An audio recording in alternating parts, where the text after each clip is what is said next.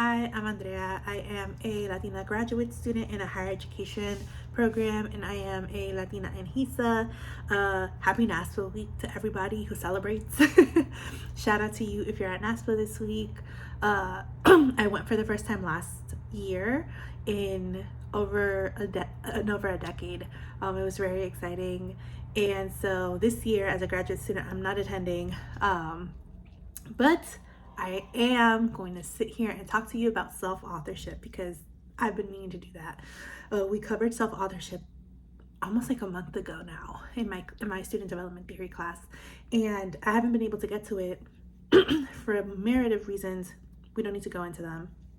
But I think the one thing that I will say is that I think I've also been nervous to talk about self-authorship because I don't want to mess up. I don't want to mess up. It's such a foundational theory, at least in my class, in my specific student development theory class with my professor. This is the second theory that he's introduced us to, kind of like out of the three foundational theories. And so even though I may say like, oh yeah, I understand it, now I need to explain it to you, which will really let us know if I understand it or not. And so I will say with the theories that we've been learning about, so we're using, I can't remember, we're using the patent book, Student Development in College, Theory, Research, and Practical Assessment, I believe it's what the book is called. It's like the mecca of student development theory, like literature. And so that book can get really into like the nitty-gritty of things, and my professor is more so doing he wants us to like understand the theory, obviously, but we are also doing a lot of like practical work with it, which I really appreciate.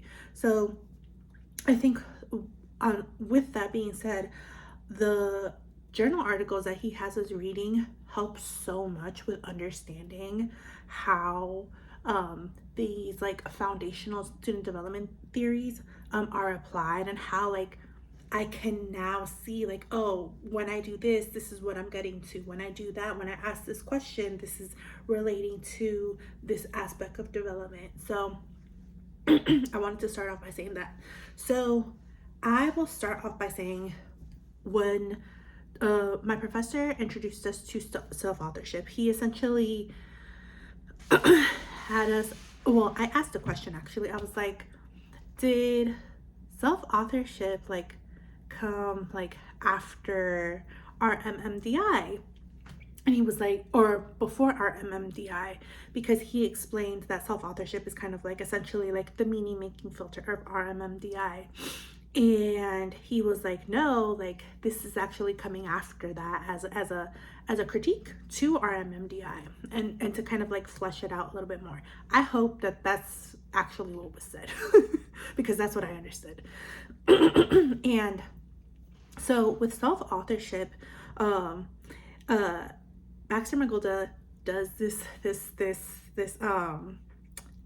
research study. This study with these participants at Miami, Ohio, and like it's a longitudinal study. So she's following these students for like a great length of time, and is essentially learning more about how. So epistemology, if I'm not mistaken. Again, Latina here, me and phonics tussle sometimes, so bear with me. Epistemology essentially is like, how do we know what we know, and studying that. And so she's trying to understand like how do students know what they know throughout this facet of time, specifically with college, and then in their 20s and in their 30s.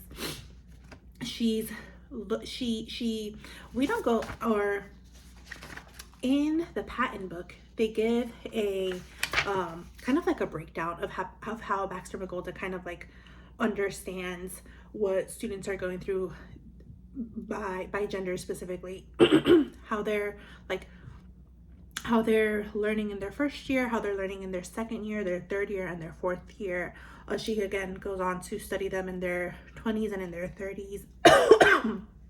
And so really what comes out of looking at them in these and looking at these specific students in each of those years is, and there is this I think in the patent text they call it a they have a specific name for this. Oh, this is not great for YouTube. Not a proxy. What's the word that I'm looking for? A developmental process. There we go. We'll call it a developmental process of these 3 questions. Essentially, it's like, who am I? How do I know? And how do I want to construct relationships with others? So she's looking at interpersonal, intrapersonal, and again, epistemology of each student. So what does that mean for us at the end of the day? Essentially, what I understood, again, is that we start, and I say we because we also, as professionals, go through this if we have attended, more than likely have attended college, which actually, as I say that, there have been studies done, which I will get to, that kind of blew my mind. So with these 3 questions, we are looking at, again, how do I know, who am I, and how do I want to construct a relationship with others? These are kind of like the questions that we are consistently asking ourselves once we hit a crossroad. We're kind of embraced, or not embraced, but we've hit a not a roadblock, but rather a challenge. That challenge can typically in this context be in college, when we're now not following the formulas, but rather we are now discovering things on our own as college students. And so let me start over, or not start over, rather again. So self-authorship is looking further at this meaning-making filter. The meaning-making filter is now kind of fleshed out into these 3 questions of who am I, how do I know, and how do I want to form relationships with others. These all influence one another. These questions, the epistemological question, the intrapersonal, and the interpersonal question, are consistently in tandem with one another to approach a crossroad. And then from that crossroad, having these questions in mind, we are now getting to hopefully the part of self-authorship of, okay, now we are literally like forming our own opinions, our own beliefs. They are standing their ground in terms of like what they now understand to be what they know, and who they are, and how they are forming relationships with others, not following, again, these formulas that have been encroached on them from birth, essentially. And so I think for me, this particular theory is really helpful to, again, this is the kind of theory that I think helps with understanding students in like a one-on-one context. It really helps with understanding when a student is coming to you and they are, I really appreciate in this Carpenter and Vallejo Peña article on the self-authorship among first-generation undergraduate students. They quote Baxter Magolda. Higher education has a responsibility to help young adults make the transition from being shaped by society to shaping society in their role as leaders in society's future. Balancing individual goals with responsibility to the community requires an internally defined sense of self from which productive interactions with others stem. Again, these articles have been really helpful, yes, in not just understanding the theory, but really applying it to how we would use it in our work as student affairs practitioners. I couldn't agree more.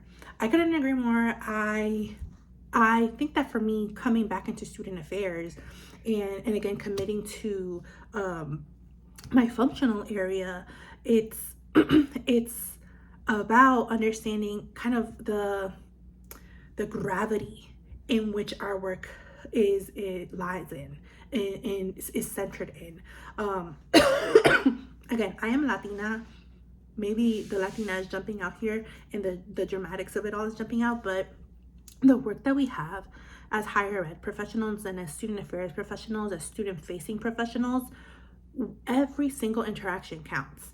Every single moment with students, whether it be, you know, a smile and or just like acknowledging a student, to like having a 4-hour debrief with them about their interaction at the dining hall.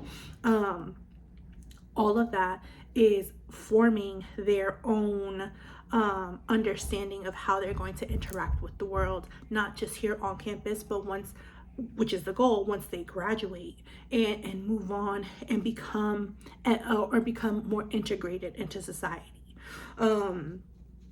So I think that the other part of this with self-authorship is that I really appreciate that it doesn't just stop at clearly Baxter Magolda goes on to study these students into their 20s and 30s. And if I'm not mistaken, Pizzolato also goes in and conducts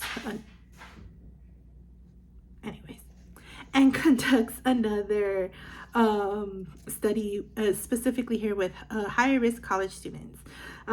Pizzolato, in a 2003 article, defines self-authorship as a relatively enduring way of understanding and orienting oneself to provocative situations in a way that A, recognizes the contextual nature of knowledge, and B, balances this understanding with the development of one's own internally defined goals and sense of self. Do I want to share this? Yeah, sure. She related self-authorship to a coping mechanism that promotes good choices, volition, and an epistemological orientation rather than a developmental model, as suggested that self-authorship may appear differently at various stages of life. And so with that being said, that's exactly what I'm trying to get to, is that Baxter Magolda studies these students in college in their 20s and in their 30s. But there are other articles, and this one specifically is looking at a longitudinal study of the Pizzolato one. Or not the Pizzolato one, sorry.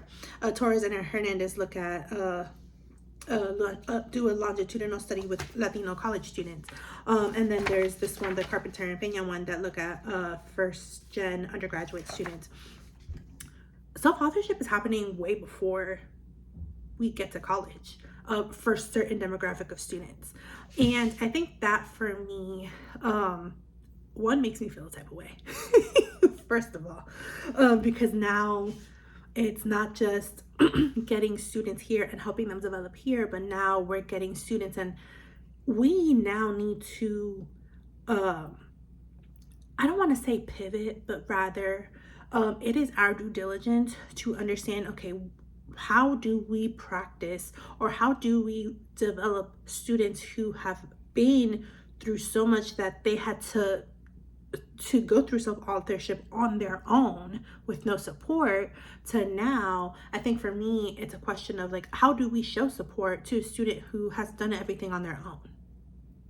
How do we support development with a student that has had life develop them? And maybe that's just my own personal like understanding of Jesus,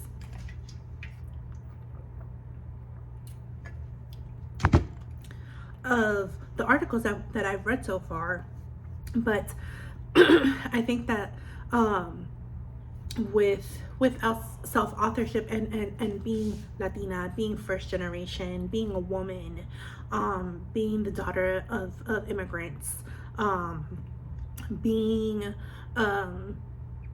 it's also International Women's Day today as I'm recording this, and I'm just reflecting on like both my womanhood and my girlhood, and I think that for me with self-authorship, I think about it from my context, but I also think about it from like the students that I'm working with, obviously. And again, I think it is my due diligence to not like enforce or put on this like, oh, I'm going to develop you, but rather, where are you in your development? What has happened in your life that you have come here to this chapter, and that it has formed you in such a way, and then from there, I think it's where we as student affairs practitioners are now, like, again, not understanding, but like making sure that when we're working with students, that yes, we have a demographic of students that we're working with, but also like it's about the individual student in understanding where that student, like, again, how do they know themselves, how do they know what they know, how do they define themselves, and how are they forming relationships with others. We are meeting them there. We're not placing them in a certain place where we think that they should be. So I hope I explained self-authorship theory. If not, please let me know if I can better explain, or if there's anything that I'm missing. Again, these articles were great. I really like, I'm such a nerd for this stuff. Like, I'm reading the optional readings because I want to. So yeah, so again, self-authorship theory. How do I know? Who am I? And how do I want to construct relationships with others? We go from following these formulas that were placed for us, to then hitting these crossroads. In student development, we're thinking of them in the college setting. And then I think it's interesting that in the text they divided up by phase 3 and phase 4, and I understand why, but yeah, so phase 3 and phase 4 is like literally becoming the author of one's own life. So that is self-authorship.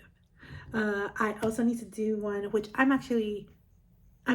excited for all of these, but the next theory is one that I think for me was not easier to understand, but like as I was reading about it, I was like, oh, I understand this. Like, we're talking about systems here. Oh baby, let's go. So thank you so much for watching. I will see you in the next one. And yeah, if you're at NASPA, have fun. If you're on spring break, have fun. Rest up. Bye.